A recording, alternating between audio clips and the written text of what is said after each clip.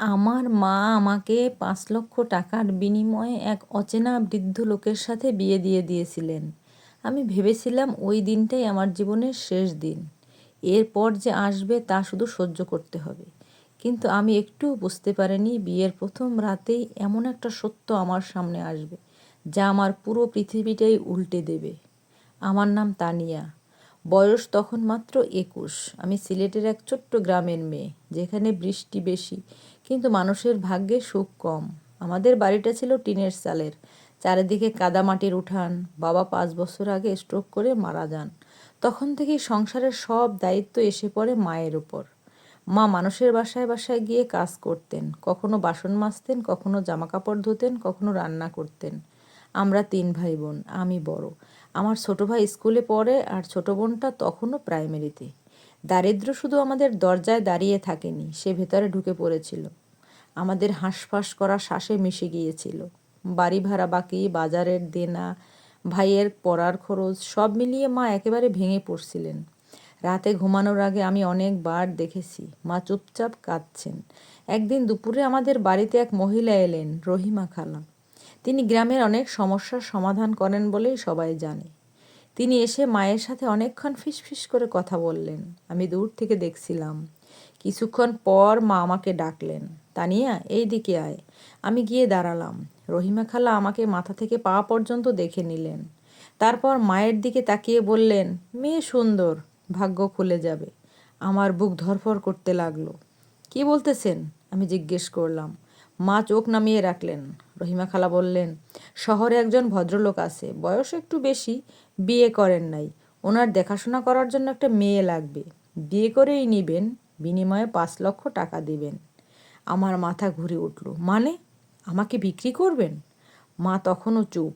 আমি চিৎকার করে উঠলাম, আমি কি মানুষ না? আমার কোনো ইচ্ছা নাই? মা কাপা গলায় বললেন, তুই বুঝবি না তানিয়া, আমরা শেষ হয়ে গেছি। সেদিন আমি অনেক কেঁদেছিলাম। মাকে অনেক কথা বলেছিলাম, যা কোনো মেয়ের বলা উচিত না। কিন্তু রাতে আমি দেখলাম মা একা বসে আছে অন্ধকারে, তার চোখে পানি, ঠোঁটে দোয়া। আমি আর পারছি না আল্লাহ। এই কথাটা শুনে আমার বুকটা কেঁপে উঠেছিল। সেই মুহূর্তে আমি বুঝেছিলাম এই সিদ্ধান্তটা মা নিজের জন্য নেয়নি। পরের সপ্তাহে বিয়ে ঠিক হয়ে গেল। বিয়েটা খুব সাদামাটা ছিল।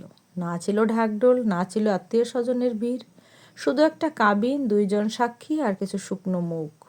আমি বিয়ে করলাম মোহাম্মদ ইমরান সাহেবকে। উনি আমার বাবার বয়সী, চুল পাকা, মুখে ক্লান্তির ছাপ, কিন্তু চোখে অদ্ভুত শান্তি। আমি একবার ওনার দিকে ঠিকঠাক মতো তাকাইনি। মনের মধ্যে শুধু একটাই কথা ঘুরছিল, আমাকে বিক্রি করা হয়েছে। বিয়ের পর আমাকে শহরে নিয়ে যাওয়া হলো। ওনার বাড়ি দেখে আমি অবাক হয়ে গিয়েছিলাম। দোতলা বাড়ি, পরিষ্কার পরিচ্ছন্ন, চারদিকে নীরবতা। সব কিছুই সুন্দর, কিন্তু আমার কাছে সব কিছুই অচেনা আর ভয়ঙ্কর লাগছিল। রাতে একজন কাজের মহিলা আমাকে একটা রুমে নিয়ে গেলেন। এইটাই আপনার রুম বলে তিনি চলে গেলেন।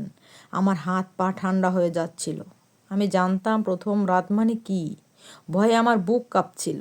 ধীরে ধীরে দরজা খুলে ভেতরে ঢুকলাম। কিন্তু ভেতরে ঢুকে আমি থমকে গেলাম। রুমটা শান্ত, বিছানা গোছানো, নরম আলো জ্বলছে। আর সবচেয়ে অদ্ভুত ব্যাপার, উনি সেখানে নেই। বিছানার পাশে একটা টেবিল, তার উপর ১ কাপ গরম চা আর একটা সাদা খাম। খামের উপর লেখা, তানিয়া, ভয় পেও না।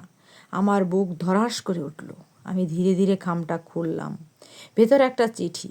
আমি জানি তুমি এই বিয়েতে রাজি ছিলে না। আমি জানি তুমি হয়তো আমাকে ঘৃণা করছো। কিন্তু সত্যিটা জানার আগে আমাকে বিচার করো না। আমি তোমাকে কিনিনি, আর তোমার কাছ থেকে কোনো কিছু জোর করে নেওয়ার ইচ্ছে আমার নেই। তুমি চাইলে এখনই চলে যেতে পারো। দরজা খোলা আছে। আমার মাথা ঝিমঝিম করছিল। ঠিক তখনই বাথরুমের দরজা খুলল। আমি চমকে উঠলাম। ইমরান সাহেব বের হয়ে এলেন। আমাকে দেখে থমকে গেলেন। আমি দুঃখিত, তোমাকে ভয় পাইয়ে দিয়েছি, তিনি শান্ত গলায় বললেন। আমি কিছু বলতে পারলাম না। তিনি দূরে একটা চেয়ারে বসে পড়লেন। আমি এখানে বসি। আমি কাছে আসব না। আমি আস্তে করে মাথা নেড়ে সম্মতি দিলাম। কিছুক্ষণ নীরবতা। তারপর আমি জিজ্ঞেস করলাম, তাহলে কেন এই বিয়ে? তিনি গভীর একটা শ্বাস নিলেন।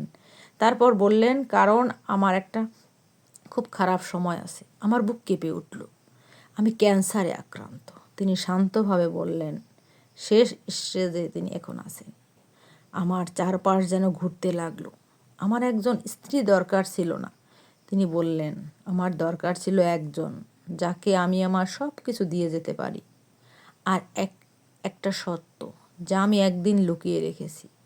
সেই রাতে আমি ঘুমাতে পারিনি, কিন্তু অদ্ভুতভাবে আমি আর কাঁদিনি, কারণ আমি বুঝতে শুরু করছিলাম এই কথাগুলো উনি কেন আমাকে বলছেন।